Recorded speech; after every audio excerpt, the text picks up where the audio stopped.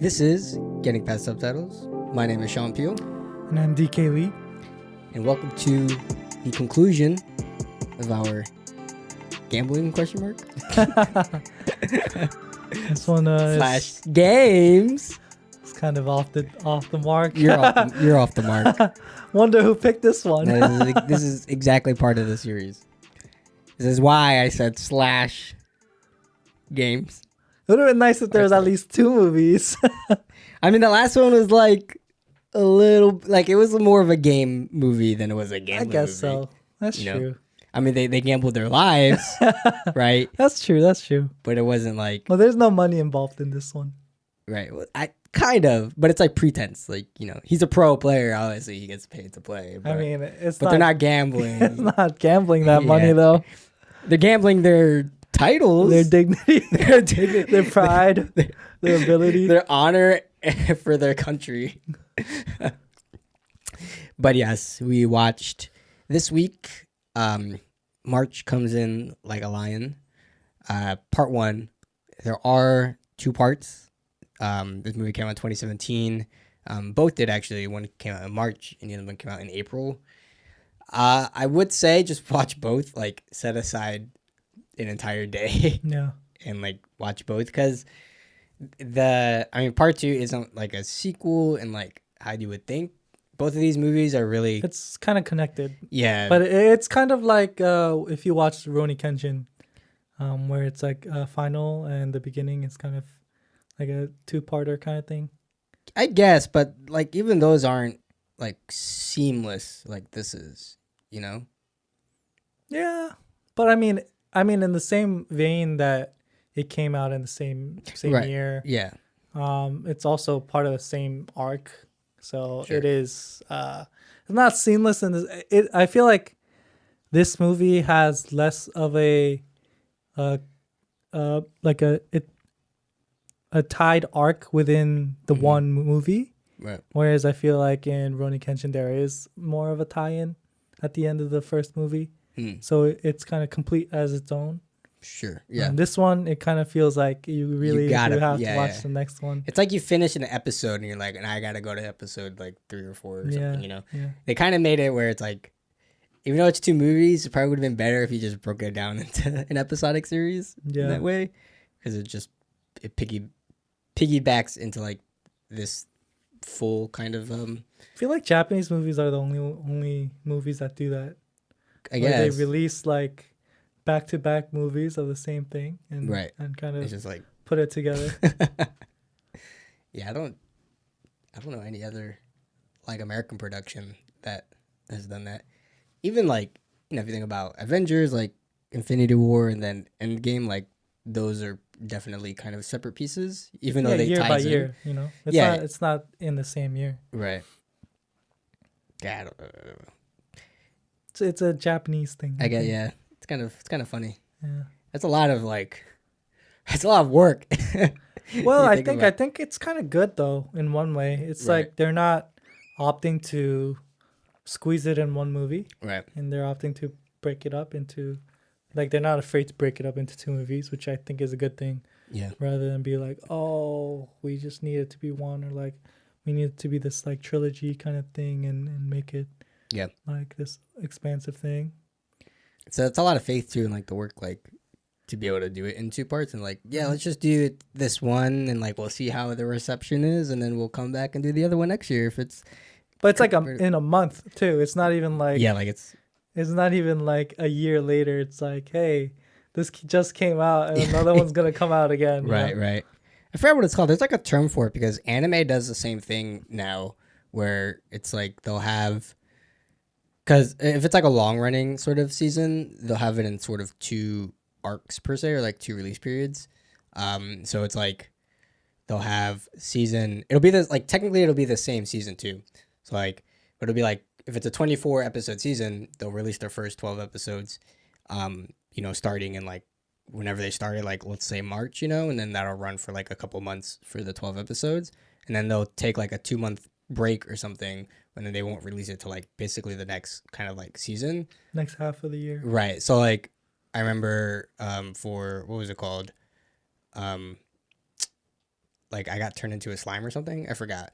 But like when season 2 released, they announced that it was going to be in like sort of like that 2 system.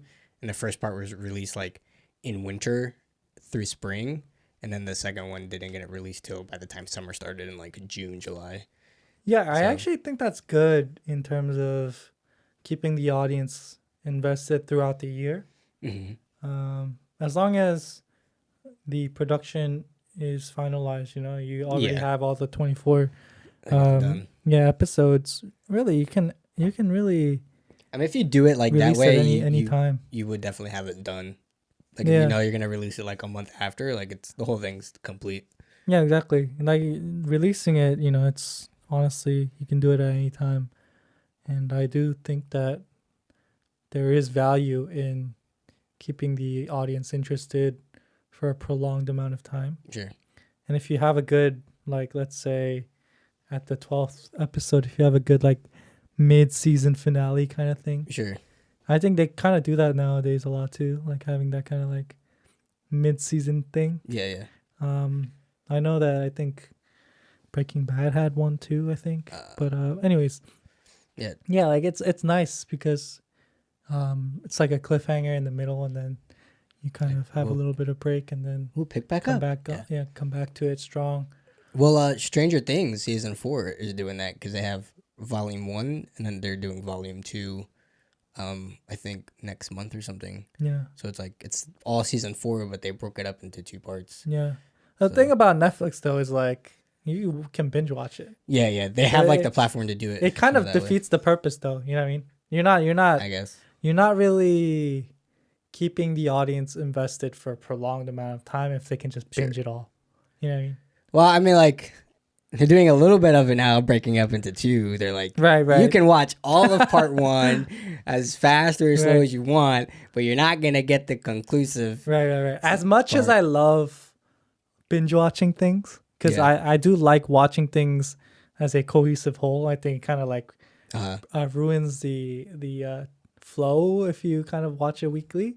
But I do think that it's from like a marketing perspective or like a like from viewership like a viewership perspective, I really do think that like releasing it weekly is better. Sure. To like have that, you know, have your movie or have the episodes, you know, have that show be in the minds and in the talking points of people for longer. I was gonna say I think it's good weekly as well, just because of like there's like, you know, there's like a split field of like the bingers and like the ones that like kind of weekly, because like you said, it's great to like consume it all and you're continuously like you get the story. I mean, it feels like crap when if it's once like you're an done, episode is like hella good and you have to wait for the next week. It feels like crap, but like, you get to talk about that episode with people for that whole week and stuff like that, you know. So that's a good. I think that's something that's good. Yeah, it's good for like that. It's good to like keep it in the minds of people and like have a conversation for a week, and then you're able to kind of pick up and piggyback off that week by week. It's really good from like as like a production, as a marketing standpoint. It's really solid in that way. I guess the big thing would be like if the show is good enough and it gets, you know, people talking, then it's good. But if the show's bad, then you're gonna you're wasting your like time for 10 weeks or something. Yeah, or even just like they're bad mouthing it for like a whole week until the next episode, you know? Yeah. It's like the good PR, bad PR kind of thing. But right. You're not gonna win them all, but you know, it's a good shot to try, you know? Yeah. But that's like, you know, I mean, that's roller coaster too. Like you can have, that's why it's important to have like a good pilot. Like you started off strong, and then once you have them in, you know, if you have a bad episode or two, like fair, but then by that point you're like, I might as well just watch it week by week anyway, because I'm this far deep or whatever. But I think I'm an advocate of week by week for sure. I kind of like it that way, especially like for my watching habits, because I can watch like, if it's like diversified, right? Like I'll have a show that does like a weekly, like Disney's doing Wednesdays, right? Instead of like Thursday, Fridays, but HBO I think still does Fridays. So it's like one day I have this to watch in a week, and then the next day I have that to watch in a week, and it's like, yeah, it's good. Yeah, it's definitely, I think it's good for casual consumption more, right, and more like avid consumers kind of tend to like the binge model. Sure. Just because they have time and they can watch whatever. They're like, yeah. And there's more control, right? Mm. In terms of like being able to watch things whenever you want and how much you want. Yeah. So, where were we from the beginning of this conversation? Well, we're talking about the movie structures and where did this launch point come from? movie structures, which I think is good. Yeah, I don't know if it'll work. Do you think it like works? I don't know how well that works for like movies though. Like it works great for TV series for sure, but I wonder how, like in a grand scheme, how that works with like movies. Like, I don't think it. Well, I think just in general. Yeah. If the movie, like the concept of a movie is to finish telling a story within the time, right? So I think with that basic concept, I think that it's technically not the best. Sure.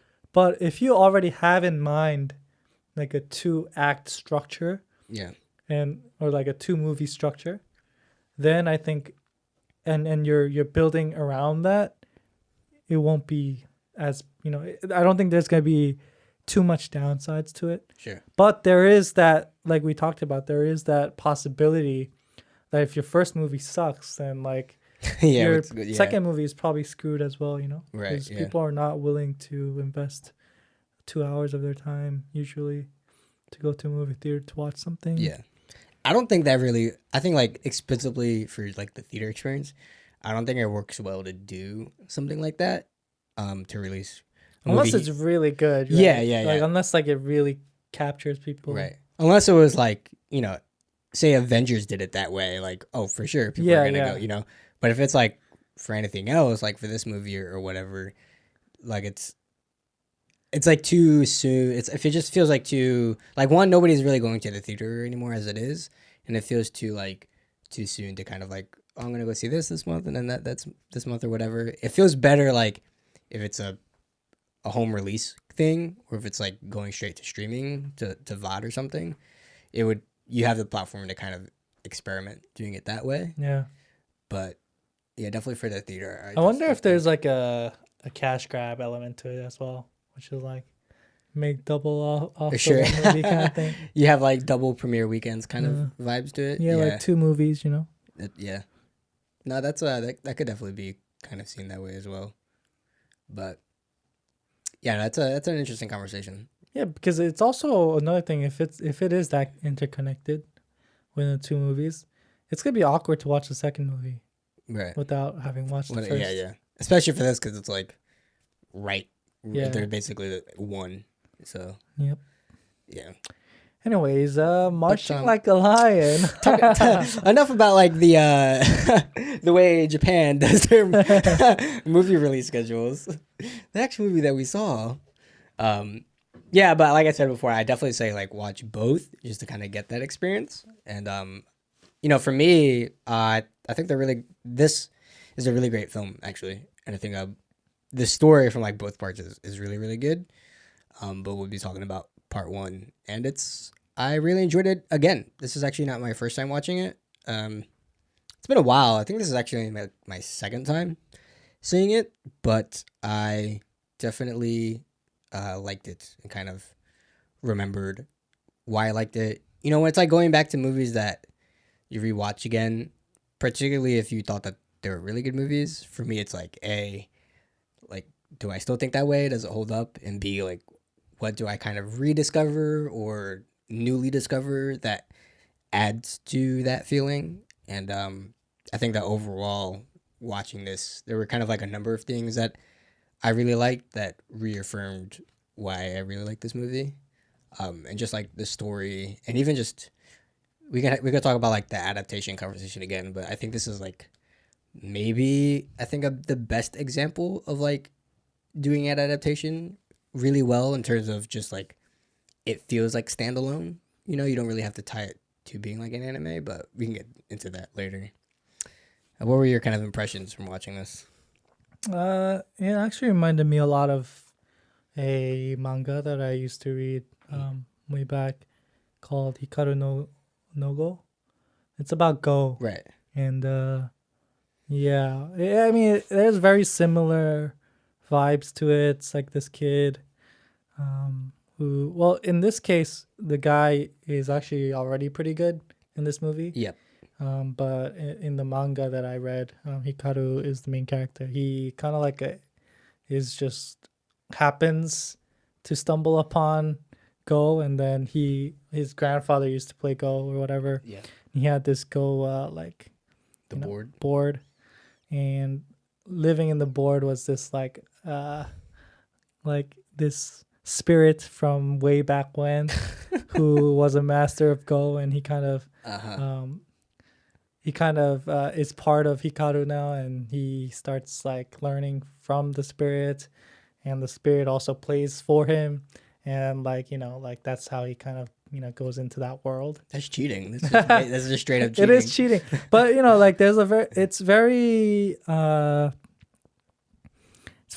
interpersonal. Like he like really kind of gets to know about the spirit and like why he loves Go, and and like the spirit also kind of helps him to fall in love with it. Gotcha. And like there's a lot about like rivalries and like learning about that, and also like learning growing up as his own, because he's a young kid, and he is bad at the game in the beginning, but as he learns from the best and also learns from his rivals and all of that, he kind of starts to grow as his own, and later on, actually, once he kind of feels like he doesn't need the spirit anymore, like the spirit kind of disappears, and it's kind of sad because the spirit kind of wants to play more and more. He has his own like desire to play more and more, but like he's like unable to stay in the world, and he's disappearing, and there's this kind of like sad kid moment. Like tosses him out like Andy's toy, like I don't kind want of to play with you anymore. Kind of, yeah, man. It's kind of sad, dude. But yeah, like and he comes to terms with playing and stuff. Yeah, it was actually a good manga, and it kind of reminded me of that a lot, especially just in terms of like playing like a Go or Shogi, like a game like that, board game, and like the competitive nature of it, and even like the style and how they compete in those like rooms and stuff like that kind of shows a lot. And I feel like all of these like board game material, right, in manga or movies, like they all kind of follow the same structure, right? It's very one note. It's not hard to kind of like see where the movie is going to go, right? There's always that there's you, and then there's a better player than you. Yes, and you have to beat said better player. And especially in like the Japanese ones, it's like they're so far out of reach, and you're like trying to reach that dude, and you're overcoming all these different people to kind of get there. That's the kind of like the flow of the right of the movie or manga or whatever. And I think that's where you kind of find the fun in the details of that, right? Mm-hmm.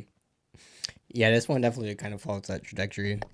And I always like to, it's like, and a lot of like other kind of manga stories do the same thing, but it's like you have the person that's new to the thing or like bad at it, or you have the character that's is like uniquely good at it, or like bad at it, but like has this like inherent godlike inherent like talent that like is hidden. That you need to unlock. You know what I mean? That's what it is.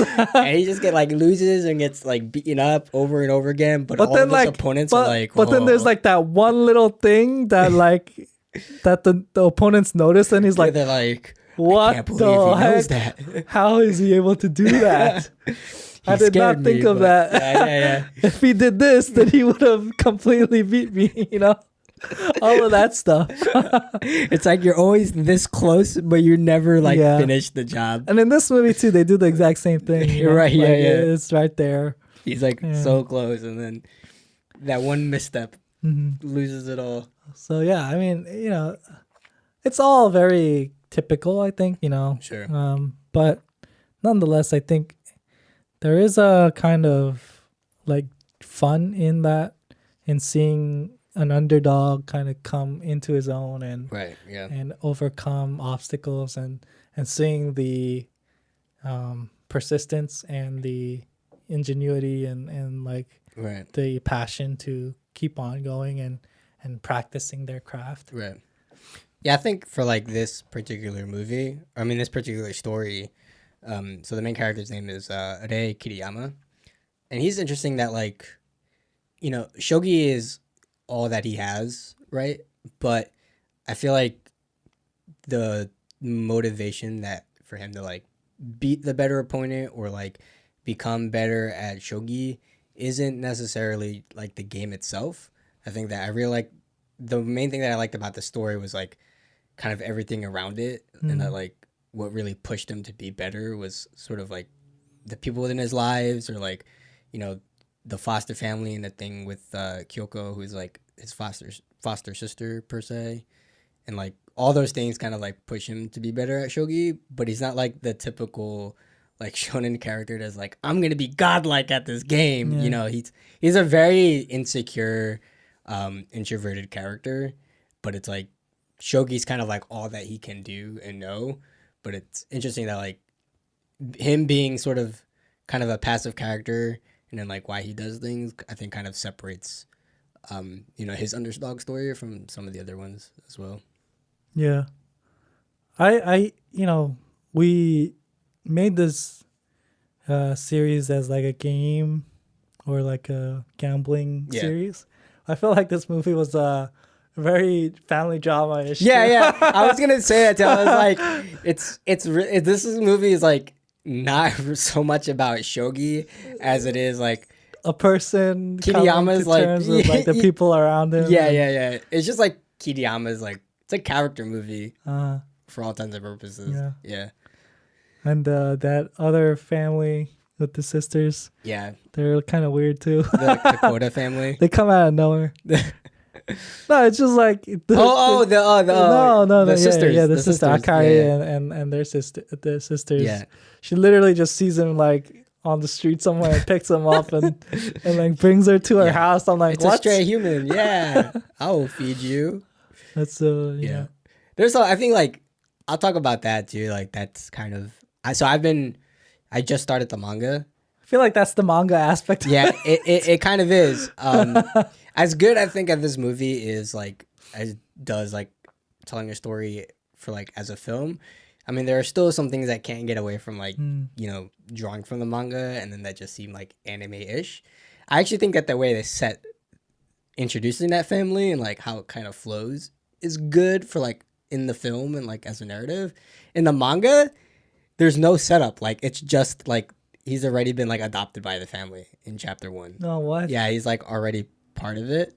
So I'm kind of waiting to see like if the way that you find out how he meets the family comes in like flashbacks or something like that.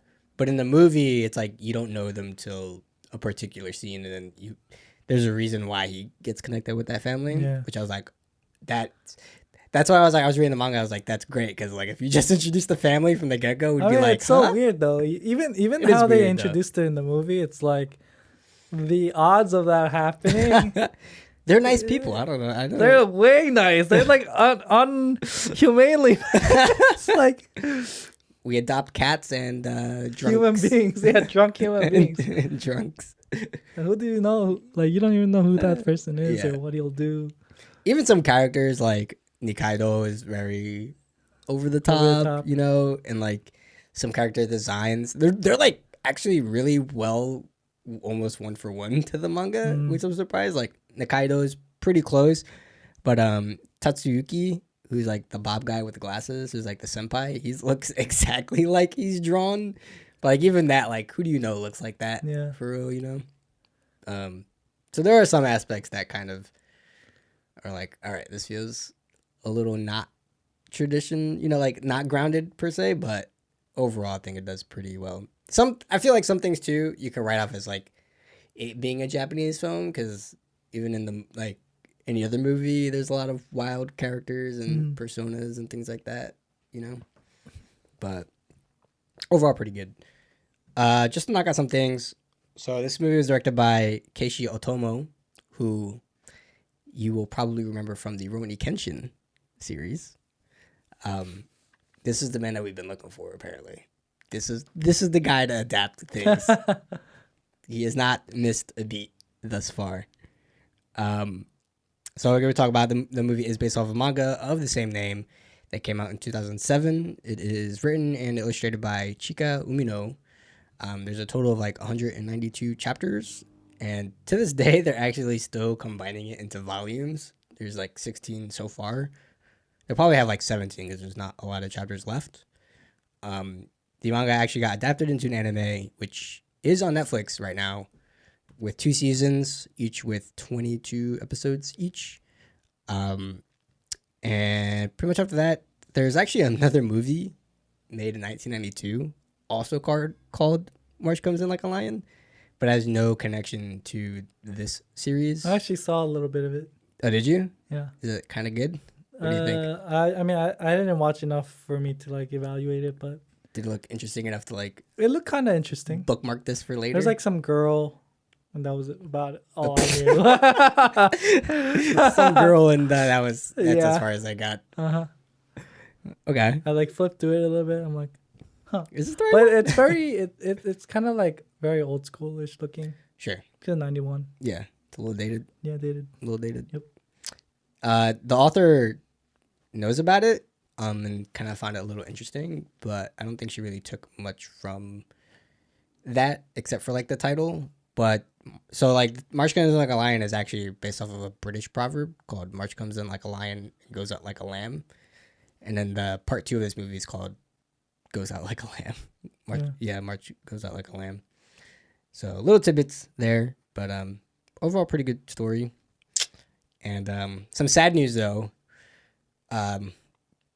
I'll just say part 2 ends on a cliffhanger as well. Like it sets up for like a quote unquote part 3.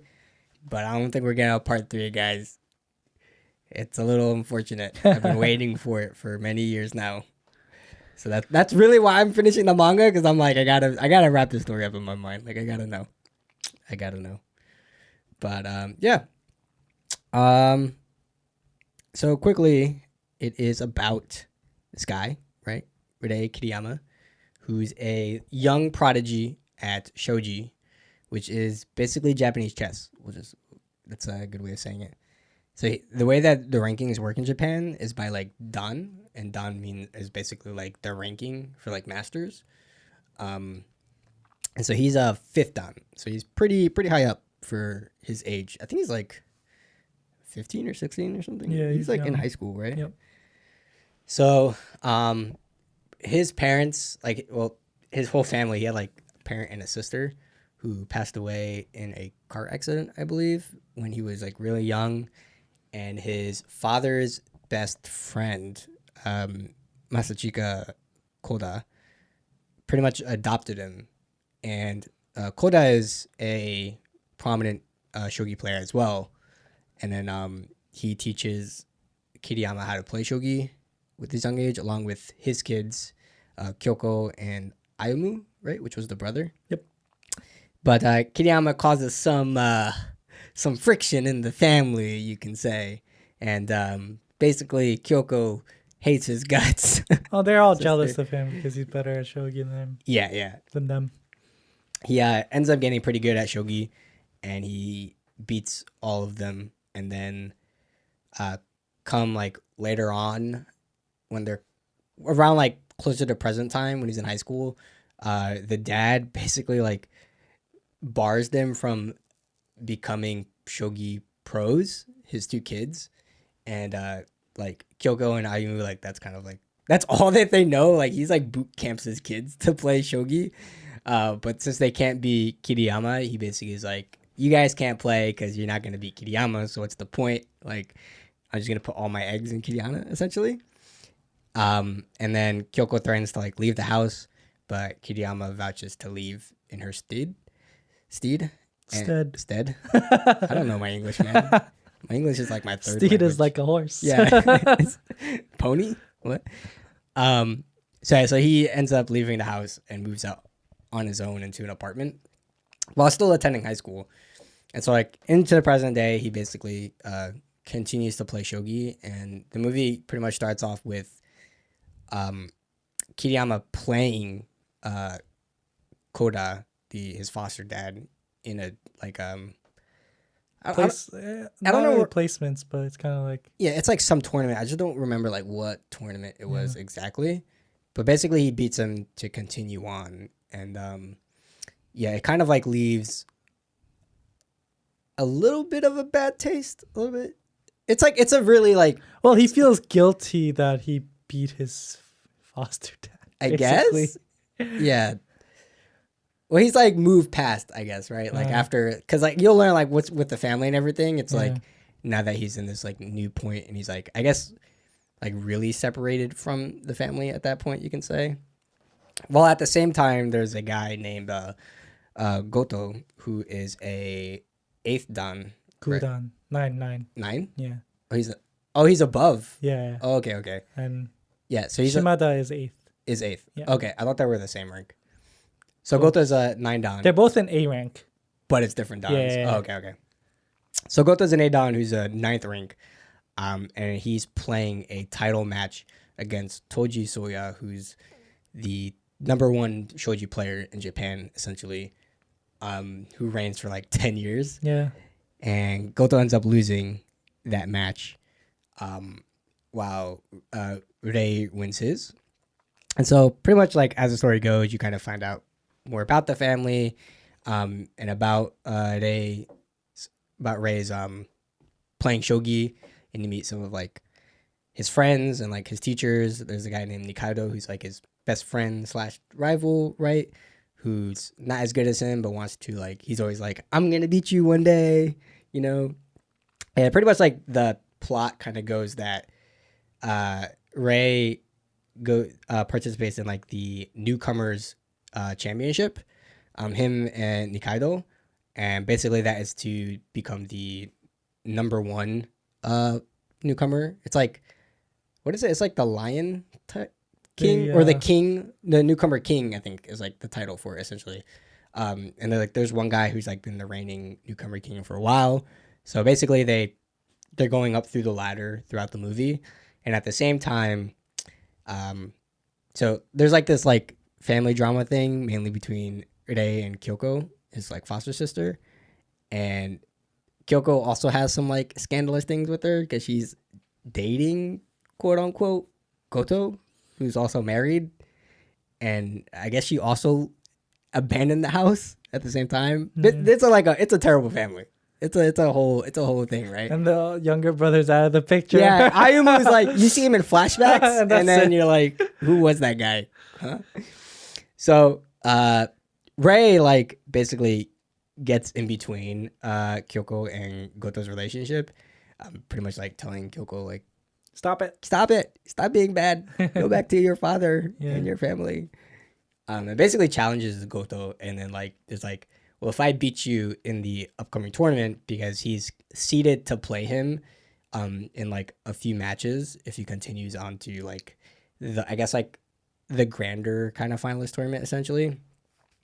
They kind of like make a deal like, if I beat you, then you have to break up with my sister, essentially. Yeah. Right.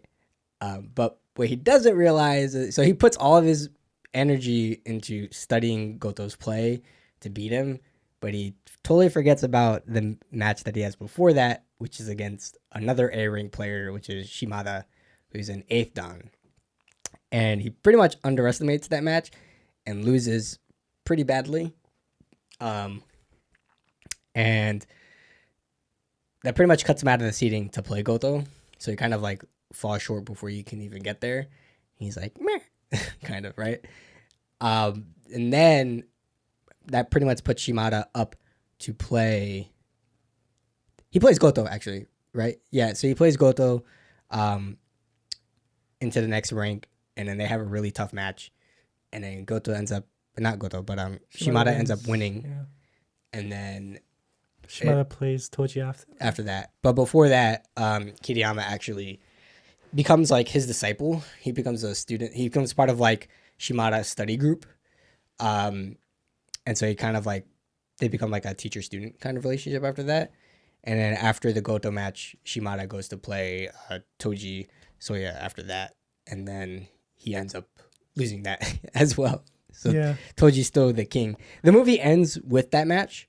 But then during that match, Rei knew that if he played this one piece move, then he could have probably turned it around. Right. It was like the light at the end of the tunnel. Like it would have flipped the script on the match. But Shimada didn't notice it in time and lost the match in that place. And the movie pretty much ends with like that. Pretty much, yeah. Yep. But we kind of missed a little bit of an arc, which was the newcomers tournament. So Rei actually ends up winning the tournament after. So Nikaido moves up before him and plays the finalist, who's like Yamazaki. He's just like, he's not really much of a character, but like he's the reigning champion for the newcomer tournament. And Nikaido actually has like he's like sick. He has like, I think it's a heart problem, right? And he pretty much like passes out and gets DQ'd from the tournament. And then Kiriyama is the next seeded person to play him. And then he ends up like studying and then wins that match pretty much like for Nikaido, right? And then he becomes the next newcomer king. And then after that, it goes into the Toji Shimada match. Yep. So it's a lot, but there's that. But yeah, I think it's really good. It's really interesting, all in all. It makes Shogi sound pretty cool, right? I like that. Again, you don't really have to understand the game to really enjoy the movie. Yeah. And I think that the way that the storytelling was done really made it accessible. Like it really assumed most people didn't know about Shogi. I felt like, because a lot of it was like okay, in the beginning scene, right, when it was a bouncing boat between Goto and Toji's match, and then Koda's match, like there wasn't any dialogue. Like it was just kind of scenes and like them going back and forth and playing. You can kind of like understand the dynamic of the flow of the match. But then in some other matches, when it kind of became a little more clear as to like what was going on in the match and like who has a flow, there would be like monologues and like explaining like, oh, if he does that, then I would have the advantage, or I'm going to do this for my next move. Yeah. And it kind of like, because it was able to like pick and choose where to actually give verbal like instruction for you, I felt like it was like being accessible for people that didn't understand it, you know? Yeah. Yeah. In this movie, they have a lot of internal monologues where they're kind of thinking through things and trying to figure out like, oh, would this move be good, you know? Right, yeah.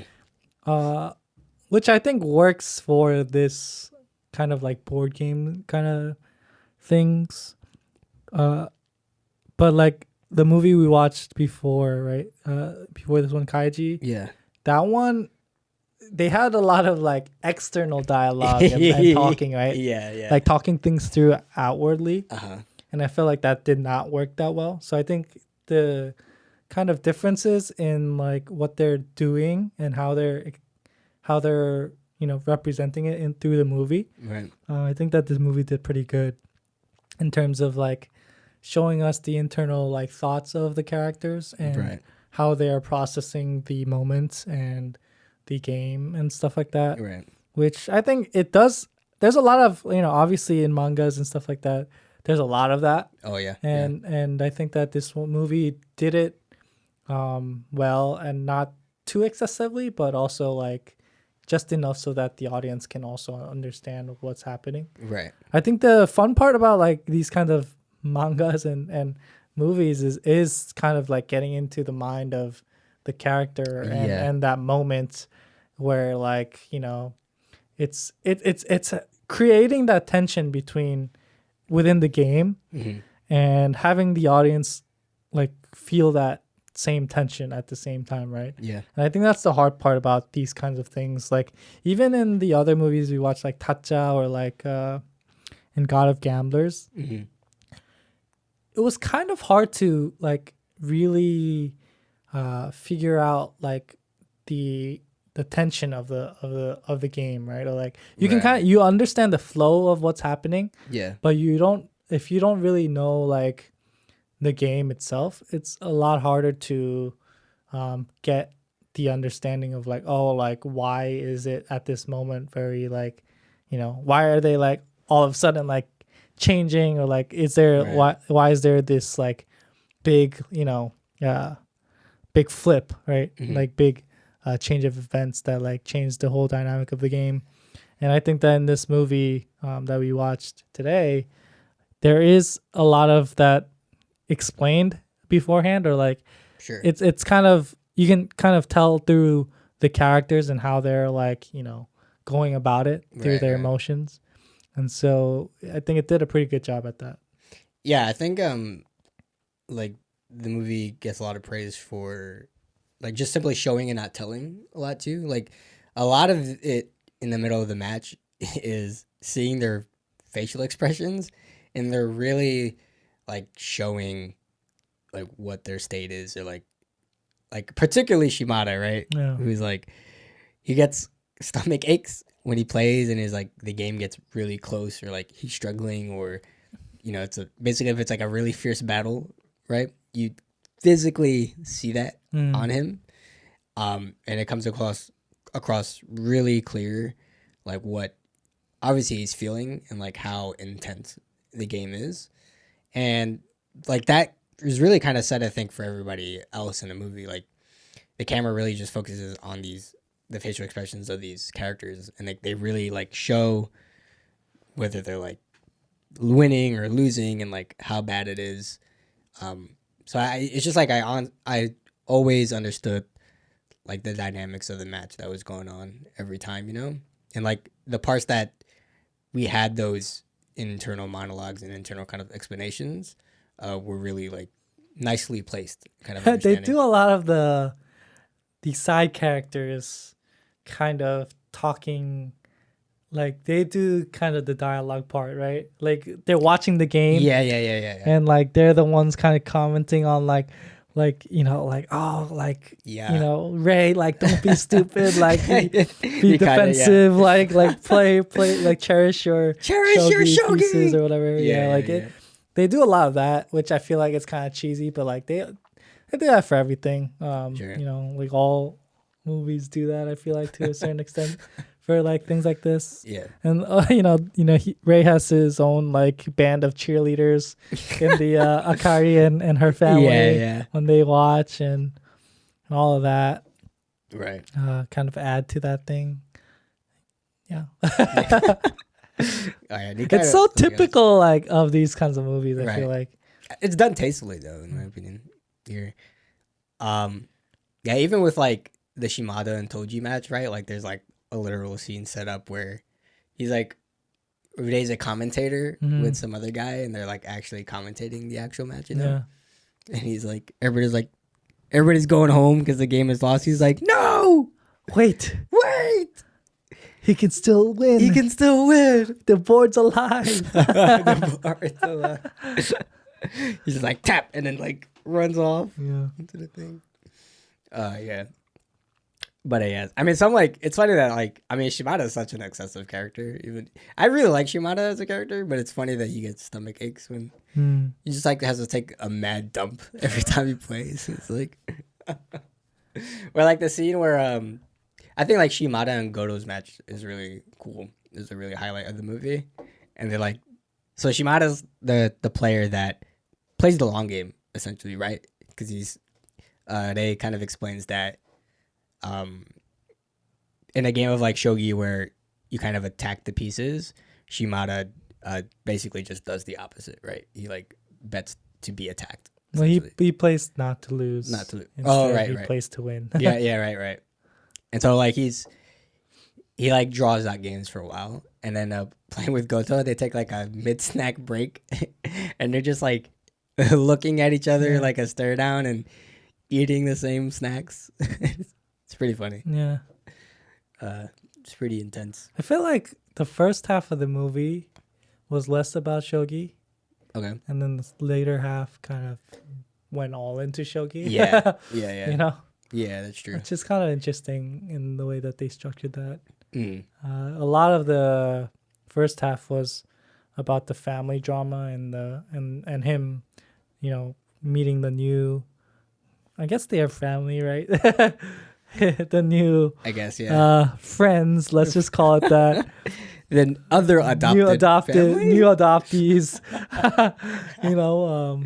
and kind of, going through the emotions with that, and also with Kyoko and Right. like they have a really weird relationship. I just kind of felt like that was the like weirdest part for me for this movie. It was like Rei and Kyoko's relationship and how like I was gonna wonder about that because even like my first time, it's a little tough to pinpoint.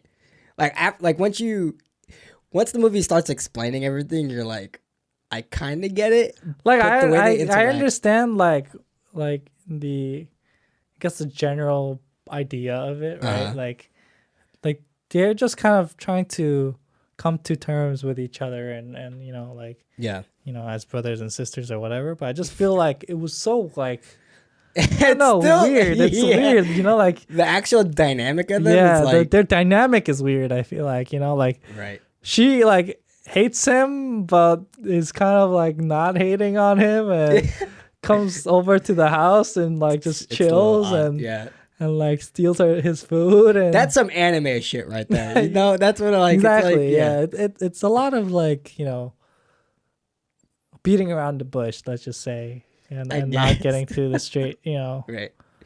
And their relationship is never really fully, I guess, resolved at the end of the movie as well. Where I guess because there probably is part 2 where it probably resolves that more, but even the Goto thing is not resolved at all yet. His bet or whatever with him and like Kyoko's even like near the end when after she comes out of the house and they kind of say their byes, and even then it was kind of like there's no like tie. There's nothing tying that together really neatly there. So where nothing has progressed. Yeah, nothing really has progressed within that. Yeah, I like the Akari and her family just because like they're very lovable, right? Lovable like cast of people. They're a break into like the other tone of the movie. Yeah, which is nice. But then you kind of wonder, like, is that their role? Is that all there is to that, right? Yeah. Feels like a lot of the first part of the movie, you kind of really think of it as like a family drama. Like I felt that way. Like a lot of it was like him leaving the house, him trying to struggle, like live on his own. He happens to meet this family who like take care of him and is very nice to him. And like you would think that there's would be a kind of arc within that as well, where like he comes to know them more and like something happens, but yet to be seen. The sad thing about this being a movie, right? We kind of talked about it being 2 parts too, but it's like you're missing a lot of that context, right? Yeah, I'm sure like in the manga or like in the anime, like there's a lot more of that happening where it's like their interaction between the family and Rei and stuff like that. Yeah, there's more time to like. It would be fleshed out, right? Yeah, because it's many episodes and you have so much more time to flesh that out. Right. It's just kind of sad that because it's a movie, like they tried to do it in the first half, but I feel like there's so many different things that they're trying to put into the movie that you can't have everything, right? Yeah. And then I think that's the kind of sad part of it about it. Yeah. I definitely felt that way too watching it now, where it's like at a certain point it felt like we were really bouncing from one thing to the next to like, okay, we gotta like get this part in and get that part in. Like for me, once we got to like, I mean, because once you get to like the last half, there is a lot of things being juggled between like with like Goto, and then there's like the title matches with like Toji, right? And then there's like, and like Kiriyama is kind of in between both the newcomer finalist matches and like the Lion tournament, right? Like the bigger tournament. And then there's like the family stuff. Like once he goes back to the newcomer tournament with like Nikaido, and like Nikaido like falls ill, like I felt like all that was like boom, cut. Now we go to like that part, It just at that point I was like, we're really kind of like, oh, we got to do this part now. We got to do that part, and the movie was like 2 hours and like what? It's pretty long. 15 minutes long or something like that. Yeah. It's pretty long too. So it's not like they didn't have. It's not like an hour and 30 minutes movie, right? Yeah. So there's a lot of time that they put in as well, but it's just like there's just so much that. Right. Yeah. Like you. It feels really expansive. Because he's like, I mean, Kiriyama's got like so many threads between like, he's still a high school student, so there's like the high school bits. Oh, yeah, and the then, like, teacher stuff too. Yeah. And like that feeds into like the shogi bits, and then there's like the two shogi bits, and then there's like that family, and then his other family, and then it's just so much. So much things to kind of It's juggle. like the movie makes it out to be like a loner, but he has so many people around Yeah, him. I know. Like he has the seniors, like all that stuff, like them going to the bar and there's like a Shogi brothers. Like all that stuff is there too, and like there's just a lot. I feel like maybe they could have just removed some of that, or like some people. Well, it's like kind of because they include them. I mean, I guess I kind of applaud them for like maybe not removing them actually, because it's nice that they're in there as much as a little role that they have, like particularly like the senpai and the guy that he plays, that like his two other friends, like Isa and the Bob guy Tatsuyuki.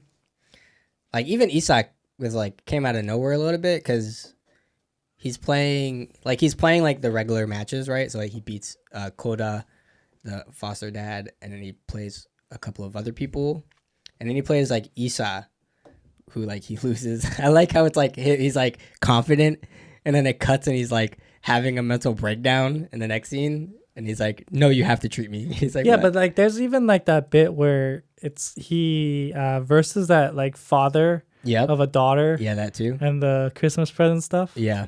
Like, that's all like side stuff. I feel like it's like kind of filler. Did you really need all of that? Like I know I get what they were trying to do was like trying to make the correlation between Rei being like alone and the father and like that father's relationship with the daughter and kind of like that like making him feel guilty for beating him. Yeah, it's like they're putting him through the ringer. Yeah, like right. Trying to put him through the ringer kind of thing.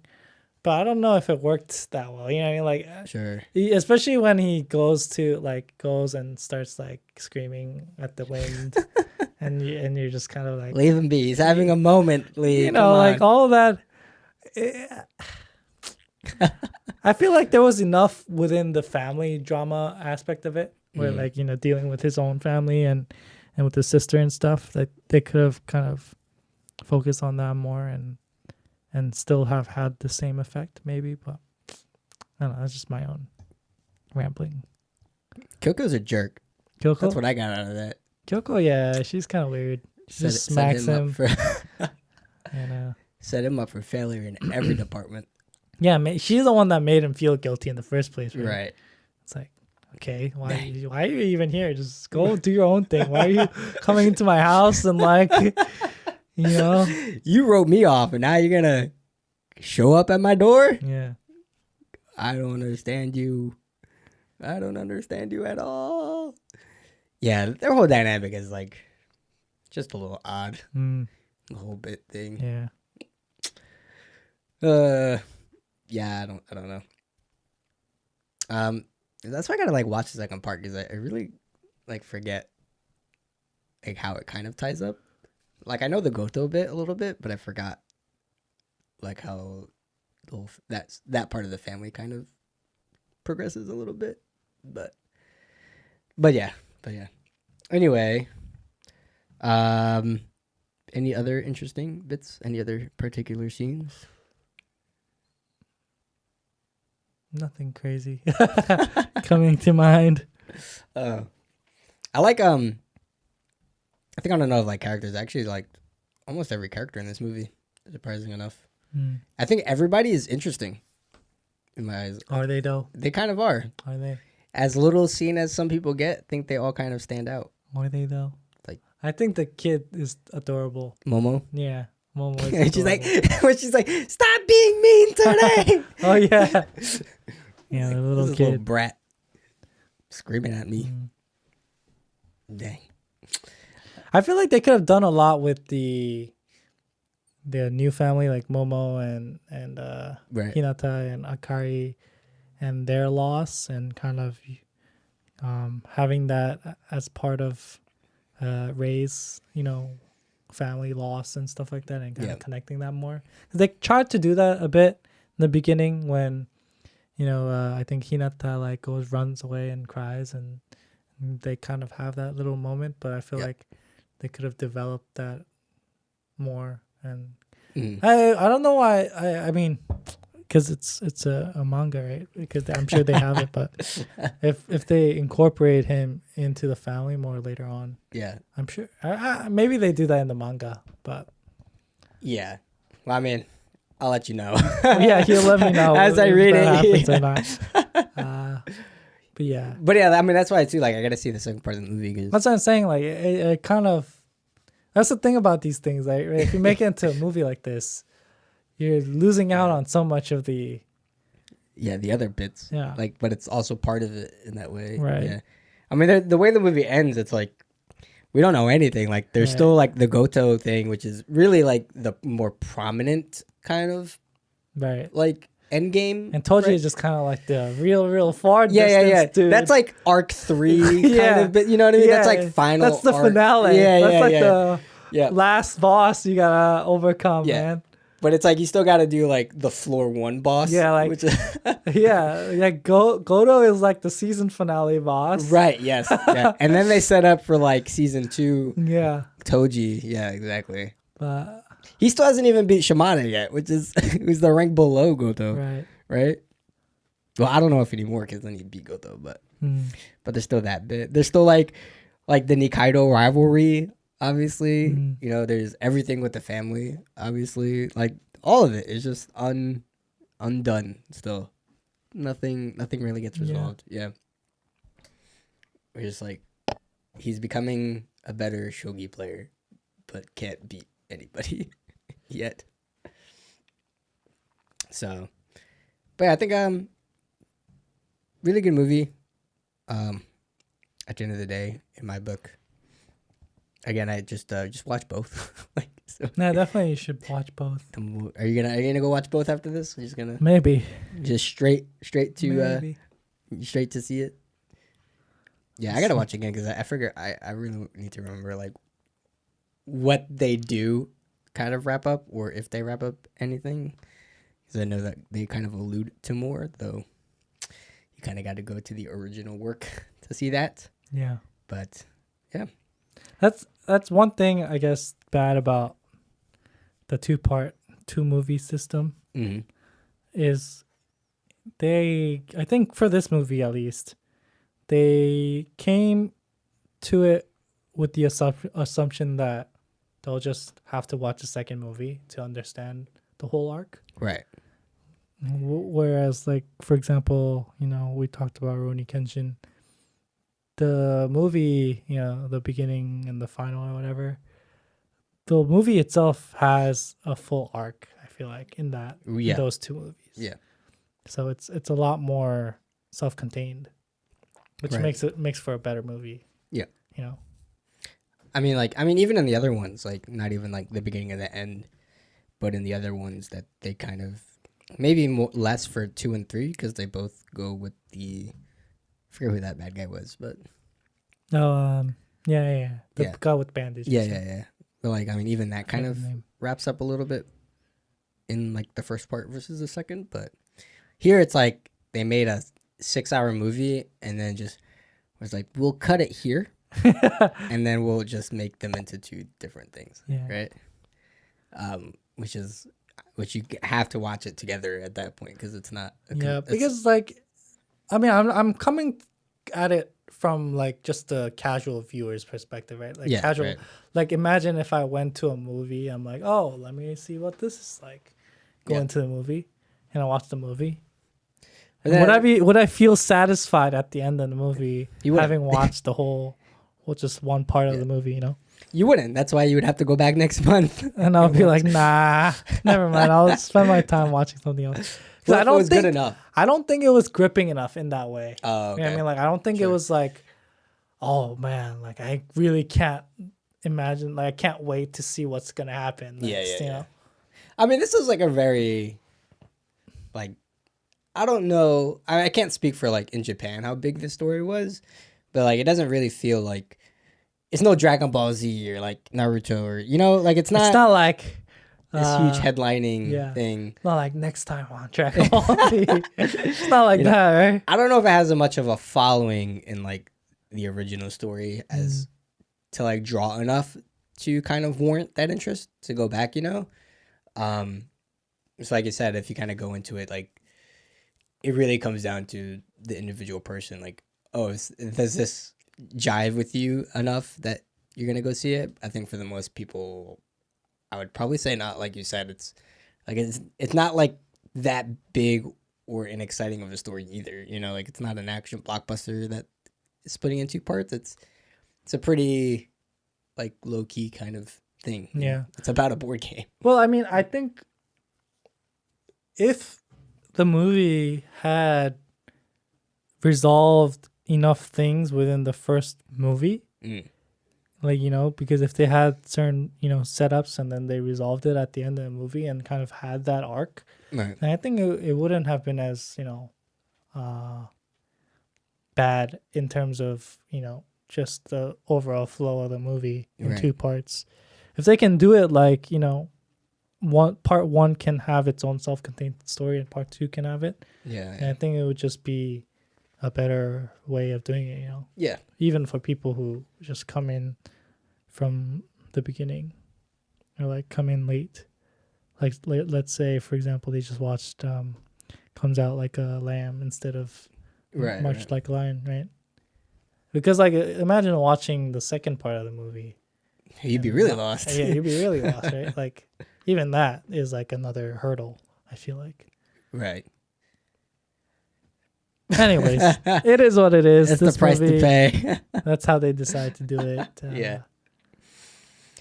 I mean, it's just like in this case, like at the end of the day, you have to see both because nothing is wrapped up. Like literally nothing is wrapped up. Like they do the newcomer tournament, but that is just like a small like side plot in the grand scheme of what's really important in the movie. They don't even build that up in any way. Exactly. Yeah. It's just kind of there. And I'm like, the movie kind of ends with like sort of on a big note with the Shimada Toji match, but like it doesn't. But that's not the main character though, so that's the thing. Yeah. You're not really right. But like again, like we understand like that's kind of like the bigger thing, but like what's really important just kind of gets left a little on the wayside and just is it resolved, Yeah, if you think about it, it's like this whole movie was a setup for exactly. Yeah, exactly. For now in the next movie, like if you were gonna wrap it up in two movies, he's got to be Goto in the next movie. He's got to like get his run back. Yeah. He gotta beat everyone. He's got to beat everybody. He's got to like get on good terms with his sister and the family. Yeah. Like, Ayumu's got to make an appearance now. Like, gotta get all that done by the end of the movie. It's a little too much. Anyways, overall, what did you think about the series as a whole? Like both movies? No, the whole series. This whole series. Oh, for the gambling. I think it was good. It's interesting. We watched a lot of diverse stuff for sure. Yeah. I felt like. Do you watch these kinds of movies normally, or? I do. I like gambling, like the heist genre. I think I like it more because like a lot of it's like mental game stuff, right? Like whether it's gambling or like the card games, casino, or any of these things, like it really comes down to like it's a battle of like mentality between two characters, and I kind of really enjoy seeing that kind of tension and action between people. I think that's what really kind of draws me into this kind of theme and genre. At the end of the day, sort of that battle of wits per se, right? Yeah. And like for me, it's like I really like character movies, and this really lends itself to being sort of that. But yeah. What do you think? For me too, I think for these genres, there is a very cut and like a very straightforward structure. I feel like, in terms of how these movies are planned and executed. Well, actually, how it's planned is very straightforward, but I think the execution part of it is the hard part and also the interesting part. Like what are the details of the movie that makes the movie interesting? Right? Yeah. What, like, for example, what are the characters? Who are they? Like, where they come from, and what are the kind of like witty things or like the clever things that they do to overcome, these games and the battle of wits between the characters and stuff like that. So it's really the execution of it that makes the genre interesting, because I feel like the structure is basically the same for all these kinds of movies, right? Right. Overall, it's about, there's this big dude who is like the best at something, and then there's the underdog. You're usually rooting for that underdog and him overcoming it, but he fails miserably. He goes to the very bottom and he finally learns his lesson. He kind of gets humbled a bit, and then he finds that one He's got the true power after that. Yeah, he finds that one thing that the other guy doesn't know, or like he's too arrogant to not to like accept, and then he kind of flips it around, kind of thing, right? Yeah. Classic hero's journey. Yeah.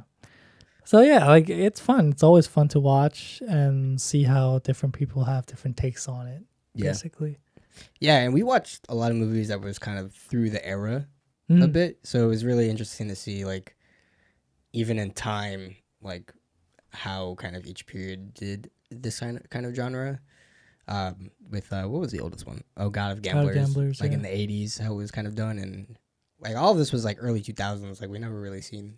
Well, like this movie was 2017, but yeah, it's kind of nice to see, like, and like how similar they kind of are. Like you said, it's like it is a little bit copy paste and like structure, but it is down to kind of execution. God of Gamblers still kind of surprised me. Like I really didn't expect it to be. Yeah, I enjoyed it a lot. Yeah, I was like, oh, we're gonna go into this movie, and then it was like, no, we're gonna go with like that movie. It's very the character thing. Even the whole amnesia part was like, yeah, like that whole thing. I didn't expect it to be like, like a Rain Man essentially, I was like, oh, we're gonna have like the badass guy, and then he's gonna like whatever do his thing, but then it was like, nah, he's actually like not the badass guy anymore. Not until at the end. Not until the end. Not until he finds his way back. But yeah, I think maybe Ta-Cha was probably maybe the most like classic movie that we saw. But it was done pretty well. I really had a good time watching that, being the first time. Yeah, like a lot of these I haven't watched. Like it was only March Comes in like Lion that I watched, and everything else was a brand new experience. Same as well. So it's pretty good in that way. Same. How would you kind of, in a list of an order, what do you think? I think technically, Ta-Cha is probably the best for me, but I think if I were to just rank it, I think I would say God of Gamblers first, and then Ta-Cha, and then March Comes In, and then Keishi. Keiji's not number one? Come on. Keiji, and you told me off camera how much you adored. Yeah, it's the best movie ever. It was just the King's Game at the end, like so good. It was just the bridge game ruined it for me. You mean Squid Game? Squid Game was the worst part? Yeah. Blasphemous. Yep. Blasphemous. Why do you put God of Gamblers at the top? It is just a movie I haven't watched, and it was just pleasantly surprising, and it's just fun. It's kind of like a fun movie to watch. You know? I got you. Not too much to think about. Right. And the characters were interesting enough, and the story was, different enough, and fair.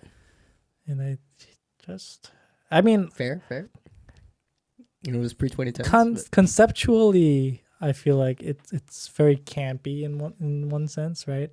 Yeah. But still, it was just like a fun movie to watch. So. Fair. Like I said, technically, I think Ta-Cha did it better, but I just think that God of Gamblers was just fun. and personal tastes. Yeah. He's like, God of Gamblers I don't know. I think I'd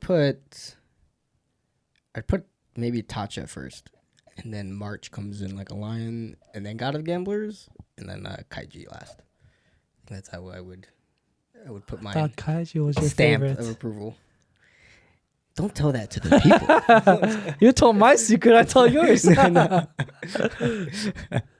You get exposed. I don't get exposed. No. Hey, what is our next series? Not to be racist, but black and white. Race not. We're going not back to the past. This is all that guy. Actually, not really, because one of the movies is black and white, but it's actually fairly recent. Yeah. Quite excited to watch that one again. It's a little bit on the hardest. It might be on the hardest side to comprehend. It might be. I'm not quite sure. Okay. Because it is a period piece in Korea, set in Korea. So there's a lot of like historical kind of. Yeah, it's a very historical backdrop to it.